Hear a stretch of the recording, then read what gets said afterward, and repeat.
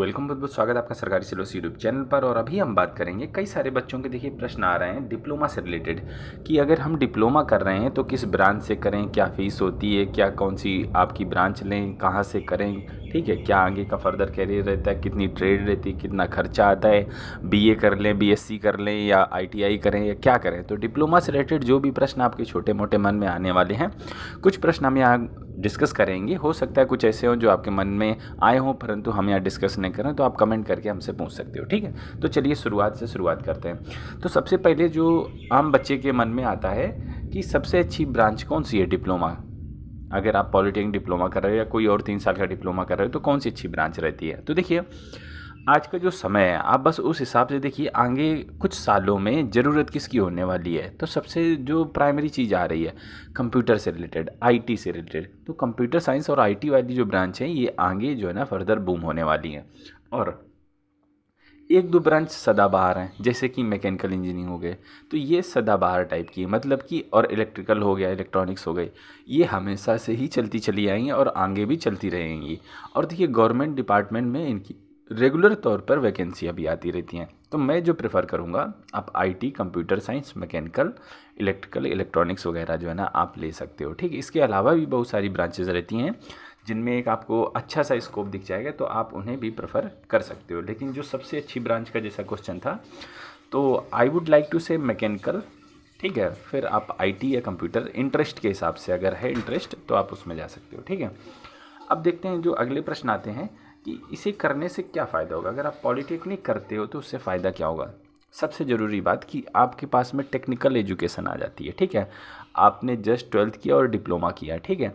एक तो देखिए अगर आप बीटेक या कुछ और करते हो तो उसमें पैसा भी बहुत ज़्यादा लगता है, और हो सकता है कि हर बच्चा बराबर नहीं होता है, सबका इंटेलिजेंस का लेवल अलग अलग होता है, ठीक है।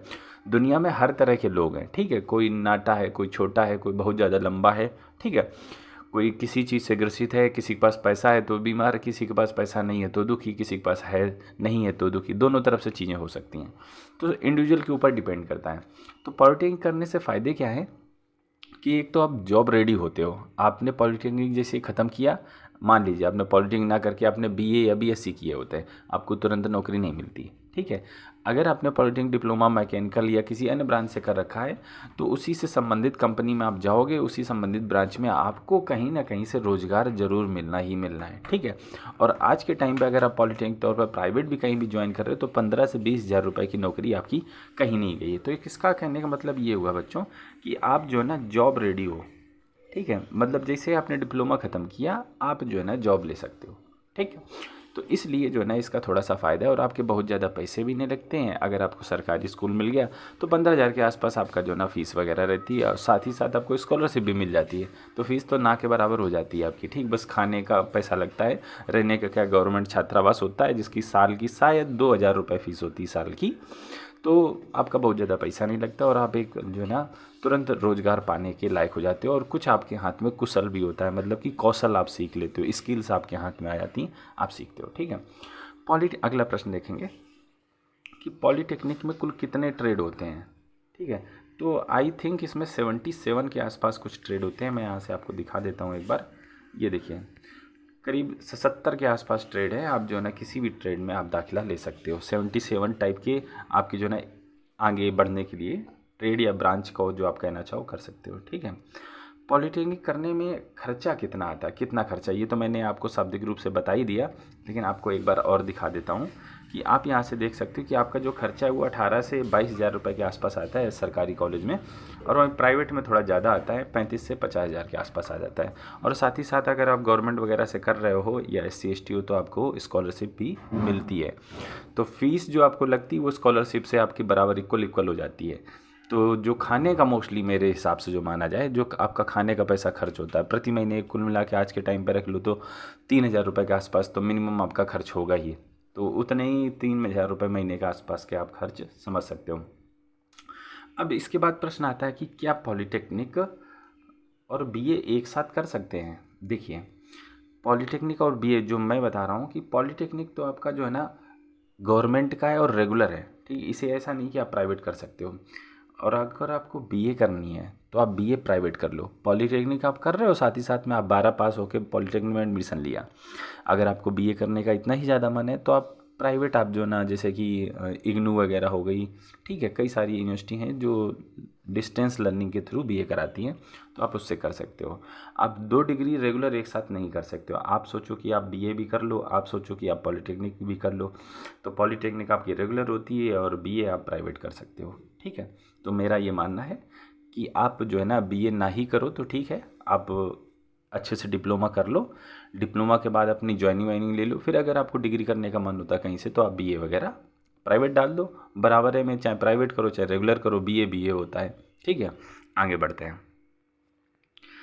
गवर्नमेंट पॉलीटेक्निक कॉलेजों में एडमिशन कैसे लें। देखिए, जो भी गवर्नमेंट पॉलीटेक्निक कॉलेज हैं तो हर राज्य का अपना अपना एग्ज़ाम होता है पॉलीटेक्निक में। जैसे कि उत्तर प्रदेश की मैं बात करूं तो जेई कप नाम से होता है, JEE कप, जेई कप नाम से एक होता है, हर साल होता है। मेरे चैनल पे भी वीडियो पड़े होंगे, आप जाके चेकआउट कर सकते हो। तो आप इसमें एग्ज़ाम दो, ठीक है। ऑल ओवर यूपी के बच्चे, या अगर आप बाहर राज्य के हो तो भी आप इसमें फॉर्म भर सकते हो। ऐसा नहीं है कि आप जो है ना हरियाणा के रहने वाले हो, यूपी वाले में फॉर्म नहीं भर सकते हो, भर सकते हो, कोई दिक्कत नहीं, ठीक है। तो आप इसमें फॉर्म भरो, हर साल फॉर्म आते हैं। जैसे कि अभी उत्तर प्रदेश वाला शायद फॉर्म चल रहा है, उत्तर प्रदेश के जेई कप का आई थिंक फॉर्म चल रहा है, ठीक है। तो आप चेकआउट कर लो, अगर भरना है तो अभी आप भर सकते हो, ठीक है। तो आप इसमें फॉर्म भरो, आपका कंपटीशन एग्ज़ाम होगा, एग्ज़ाम के बाद आपकी मेरिट लिस्ट आएगी एक, ठीक है। उसके आधार पर फिर आपको जो है ना जाके काउंसलिंग वगैरह करा सकते हो। जो भी मेरिट में आपके जितने नंबर आए होंगे उसी हिसाब से आपको जो है ना कॉलेज मिल जाएगा। अगर बहुत अच्छे नंबर हैं तो आप जो है ना जाके सरकारी कॉलेज भी मिल सकते हैं, और प्राइवेट कॉलेज तो मिल ही जाते हैं, ठीक है। उन्हें क्या पैसा बनाना है प्राइवेट वालों को। ये ऑफिशियल वेबसाइट है, इस पर जाकर जो है ना आप चेकआउट कर सकते हो। अगर एप्लीकेशन चल रहे हैं jcup.admission.nic.in, तो आप जो है ना जाके अपना कर सकते हो, ठीक है। ये देखिए, पंजीकरण 6 मार्च से आपके चालू होंगे, मतलब 6 मार्च से अभी चालू होंगे। तो ध्यान रहे कि आपके जो ना अभी भी फॉर्म भरने का समय है ही बचा है, क्योंकि 6 से चालू होने वाले हैं, अभी चल रही फरवरी, ठीक है, और ये मार्च चालू होने वाले जस्ट। तो अगर आप वीडियो देख रहे हो और करना चाहते हो तो आपके पास में गोल्डन सुनहरा अवसर है, ठीक है। अब देखते हैं ग्रेजुएशन के बाद पॉलिटेक्निक कितने साल का होता है। देखिए, अगर आप सोचो कि हम पॉलीटेक्निक 3 साल का होता है 2 साल कर लें, तो ऐसा नहीं है। आपके पास में 2 पॉलीटेक्निक आपको 3 साल का ही करना पड़ेगा। एक कंडीशन पे छूट मिलती है, अगर आपने ITI कर रखा है तो आप जो है ना लेटरल एंट्री होती है, ठीक है। लेटरल एंट्री वाले जो है ना उनको 1 साल का छूट मिल जाता है और जाके सीधे 2 साल का डिप्लोमा कर लेते हैं, ठीक। आप सोचो ग्रेजुएशन आपने कर रखी है तो सीधे 2 साल में एडमिशन हो जाए, तो ऐसा तो नहीं होता है, आपको 3 साल का ही करना होगा, ठीक है। पॉलीटेक्निक सब्जेक्ट क्या है। देखिए, पॉलीटेक्निक में जैसे आप सेलेक्ट हो गए, आपने इंस्टीट्यूट ज्वाइन कर लिया, मान लीजिए आपने राजकीय पॉलीटेक्निक लखनऊ ज्वाइन कर लिया, ठीक है। तो उसमें सब्जेक्ट देखिए, आपने जो ब्रांच सेलेक्ट किया, आपने मैकेनिकल इंजीनियरिंग सेलेक्ट किया या IT सेलेक्ट किया या कंप्यूटर साइंस सेलेक्ट किया, तो उस हिसाब से आपकी ब्रांच रहेंगी, जो उनके टॉपिक्स रहेंगे वही आपको पढ़ाया जाएगा। और शुरुआत में जो आपका जैसे पहला साल होता है, ठीक है, हम कहाँ बात कर रहे हैं सब्जेक्ट की, तो जो आपका पहला साल होता है, फर्स्ट ईयर होता है, उसमें मोस्टली आपकी जो ना फिजिक्स मैथ्स वगैरह भी पढ़ाई जाती है। लेकिन अगले 2 सालों में आपका बस ब्रांच से रिलेटेड ही पढ़ाया जाता है, ठीक है। पहले साल तो आपका नॉर्मल चीज़ें फिजिक्स मैथ्स वगैरह भी रहती है, आप पढ़ाए जाओगे अगर आपने मैकेनिकल का चुनाव किया है। क्या पॉलीटेक्निक के लिए भविष्य अच्छा है। जी हाँ, बिल्कुल बेहतरीन है। देखिए, किसी के लिए बीटेक अच्छा हो सकता है, किसी के लिए नीट एग्ज़ाम, किसी के लिए यूपीएससी अच्छा हो सकता है। सबका अपना एक लेवल है, सामर्थ्य का लेवल है, पैसों का भी लेवल है, ठीक है, करियर गाइडेंस का भी लेवल है। तो अगर आप पॉलिटेक्निक कर रहे हो तो आपके हिसाब की एक अच्छी नौकरी मिल सकती है, ठीक है। ऐसा कोई बात नहीं कि पॉलिटेक्निक आपने कर लिया, कई बार पॉलिटेक्निक वाले आगे निकल जाते हैं, बीटेक वाले जो है ना 15 से 20 हज़ार की नौकरी कर रहे हैं। बड़े सुनहरे, गवर्नमेंट भी अच्छा अवसर देती है। देखिए, पढ़ाई कर रहे हो तो जम के पढ़ाई करो, ठीक है। मैकेनिकल इंजीनियरिंग या जो जिस भी ब्रांच से कर रहे हो, ज़बरदस्त तैयारी रखो, गवर्नमेंट की वैकेंसियाँ आती रहती हैं, ठीक है। इलेक्ट्रिकल वगैरह कर रखी है तो बिजली विभाग में जो है ना वैकेंसियाँ आती रहती हैं, हर साल आती हैं। जूनियर इंजीनियर के पद पर भर्तियाँ आती रहती हैं, रेलवे में भी आती रहती हैं, NTPC हो गई, सेल वगैरह हो गई, आती रहती हैं। आप अच्छी तैयारी रखो, जो डिप्लोमा में आपने पढ़ा है बस वही आपके उस एग्ज़ाम में भी पूछा जाने वाला है। अच्छे से डिप्लोमा आपने कर लिया तो आपको सेलेक्ट होने से, जूनियर इंजीनियर बनने से कोई नहीं रोक सकता है, ठीक है। अब देखें, पॉलीटेक्निक आसान है या कठिन। देखिए, कई सारे प्रश्न हो रहे हैं, लेकिन हम कोशिश कर रहे हैं कि सारी चीज़ों को बताया जाए। पॉलीटेक्निक आसान है या कठिन। देखिए, अगर आप जो है ना एक एवरेज स्टूडेंट है, एवरेज स्टूडेंट मैं बात कर रहा हूँ जिसने कक्षा 12वीं में मान लो आज के डेट पे 70 से 80% नंबर आए, 80%, वो सब एवरेज स्टूडेंट हैं। जो अच्छे स्टूडेंट हैं वो सब 90 के आसपास आजकल पहुँच रहे हैं। एवरेज स्टूडेंट हैं जिसके 70 से 80% के बीच में नंबर हैं, तो ऐसे बच्चे भी कर सकते हैं। उनके लिए डिप्लोमा बहुत ज़्यादा कठिन नहीं होगा, ठीक है। डिप्लोमा बहुत ज़्यादा कठिन नहीं है, ठीक है। आप एवरेज है, ना आसान है और ना कठिन है, बीच वाला है, मध्यम वाला, आप कर सकते हो, इतना है, ठीक है। बात समझिए। अब देखें, पॉलीटेक्निक के बाद कौन सी नौकरी सबसे अच्छी है। देखिए, पॉलीटेक्निक करने के बाद आप जो है ना, आप जूनियर इंजीनियर बन सकते हो, यही इसकी सबसे बड़ी नौकरी होती है पॉलीटेक्निक करने के बाद, ठीक है। जो सबसे अच्छा पद आपको मिल सकता है वो जूनियर इंजीनियर का ही मिल सकता है। तो सबसे अच्छी जो नौकरी हो गई वो जूनियर इंजीनियर की हो गई। ये कई सारे अलग अलग विभागों में आती है, रेलवे हो गए, बिजली विभाग हो गया, ठीक है। ऐसे विभागों में जो PSUs कंपनी हो गई, जैसे HAL हो गई, भेल हो गई, सेल हो गई, गेल हो गई, इन सब में भर्तियाँ आती रहती हैं, आप ज्वाइन कर सकते हो, ठीक है। डिप्लोमा में सबसे कठिन शाखा कौन सी है। देखिए, कठिन वो चीज़ होती है जो आपको आती नहीं है, ठीक है। अब मैं क्या ही बताऊं, जिसको गणित समझ में आती है उसके लिए गणित आसान हो गई, ठीक है। जिसे अंग्रेजी समझ में नहीं आती उसके लिए अंग्रेजी कठिन हो गई। हो सकता है किसी और के लिए अंग्रेजी इतनी आसान हो कि कुछ पूछो ना।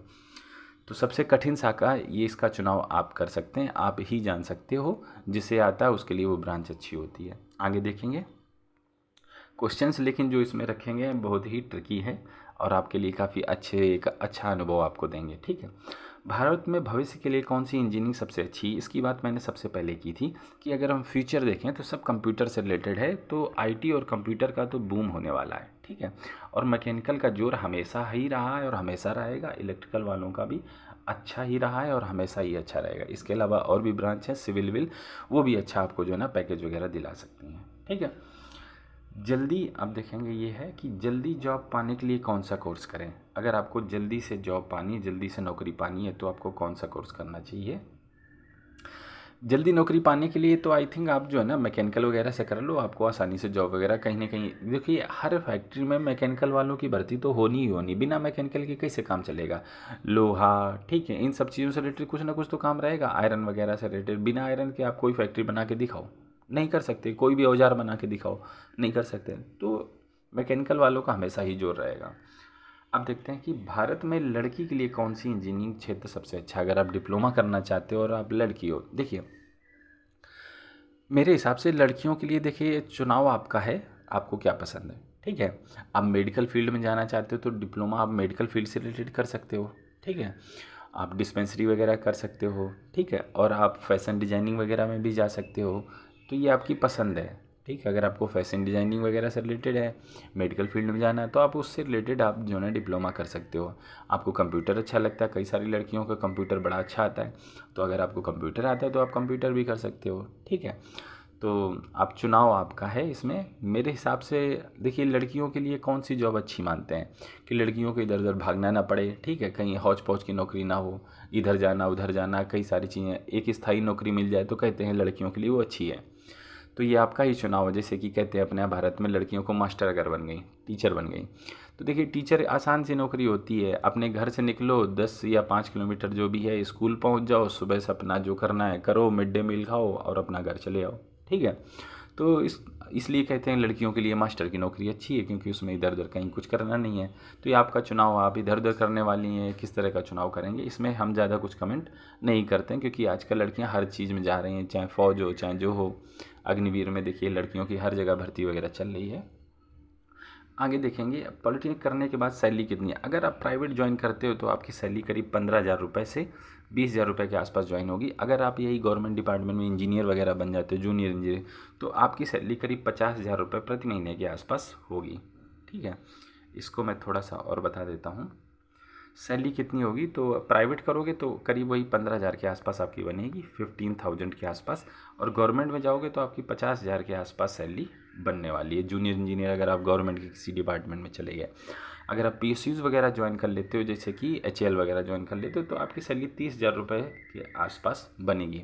और जैसे जैसे आपको एक्सपीरियंस मिलता जाता है, आप जो है ना फर्दर अपना कैरियर बढ़ा सकते हो। DRDO में भी JEE वालों की डिप्लोमा वाले की अच्छी भर्ती आती रहती है, तो आप वहाँ भी ज्वाइन कर सकते हो। ठीक है, पॉलिटेक्निक में एडमिशन कैसे होता है, इस प्रश्न का हम जवाब दे चुके हैं। ठीक है, डिप्लोमा अच्छा है बुरा है, देखिए कुछ ना करने से कुछ करना बेहतर होता है। ठीक है, आप बैठे हो कुछ नहीं कर रहे हो, आपने कोई कौशल नहीं सीखा, कुछ स्किल्स नहीं सीखी, तो हो सकता है आगे जाके आपको पैसों की दिक्कत या कुछ समस्याओं का आपको सामना करना पड़े। कुछ आपको आता है तो आप उससे पैसे भी बना सकते हो, और पैसे बना सकते हो तो अपने घर परिवार का आसानी से पेट पालन जिम्मेदारी वगैरह निभा सकते हो। तो डिप्लोमा अगर आप कुछ नहीं कर रहे हो, डिप्लोमा करने की सोच रहे हो, तो सोचो मत, कर डालो। ठीक है, आगे देखेंगे डिप्लोमा की सबसे अच्छी ब्रांच कौन सी है, इसके बारे में हम बात कर चुके हैं। ठीक है, पॉलिटेक्निक को हिंदी में क्या कहते हैं, इस प्रश्न का जवाब तो हमें भी नहीं है, लग रहा है इसको देखना ही पड़ेगा। पॉलिटेक्निक को हिंदी में क्या कहते हैं, ये देखिए, बहुधंधी संस्थान, बड़ा ही एकदम ज़बरदस्त निकाला है ये तो हमें भी नहीं पता था। पॉलिटेक्निक को बोलते हैं बहुधंधी संस्थान, मतलब जहाँ से आप बहुत सारे धंधे करना सीख जाओ, ऐसा बहुधंधी मतलब बहुत सारी स्किल्स आप सीख जाओ, बहुत सारे अलग अलग ब्रांचों में आपको सिखाया जाता है, अलग अलग ब्रांचेज होती हैं। तो अगर आप बहुधंधी संस्थान में एडमिशन चाहते हो तो आप जो है ना फॉर्म वगैरह भर दो, तैयारी चालू कर दो, और पॉलिटेक्निक करना आपके लिए अच्छा होगा। ठीक है, ये प्रश्न का आंसर तो नहीं था बहुधंधी संस्थान का। पॉलिटेक्निक करने के लिए कक्षा 12 में कितने परसेंटेज होने चाहिए, अमूमन 50% मांगते हैं, रिजर्व कैटेगरी वाले 45% वाले भी फॉर्म भर सकते हैं। ठीक है, पॉलिटेक्निक के छात्र क्या करते हैं जी, नौकरी के क्षेत्र में बताएं तो जूनियर इंजीनियर बनते हैं अगर ब्रांच से अपने जाते हैं। ठीक है, पॉलिटेक्निक में एडमिशन कब होता है, ये प्रत्येक साल मार्च के आसपास में आपके फॉर्म आते हैं, और आप इसमें जो है ना ग्रेजुएशन कर सकते हैं। तो फिलहाल हम इस वीडियो में बस इतना ही रखना चाहेंगे, क्योंकि जो है ना ये काफ़ी लंबा हो गया है। अगर आपको ये Q&A पसंद आया हो तो आप हमें कमेंट करिएगा, हम आगे भी Q&A कर सकते हैं, किसी और टॉपिक से रिलेटेड कर सकते हैं। आपके कुछ सवाल हों आपके मन में तो आप ज़रूर कमेंट करिएगा, हमें उनको उत्तर देने में बड़ी खुशी होगी। फिलहाल इस वीडियो में बस हम इतना ही रखना चाहेंगे, हम आपसे मिलते हैं अगले वीडियो में, तब तक के लिए वंदे मातरम।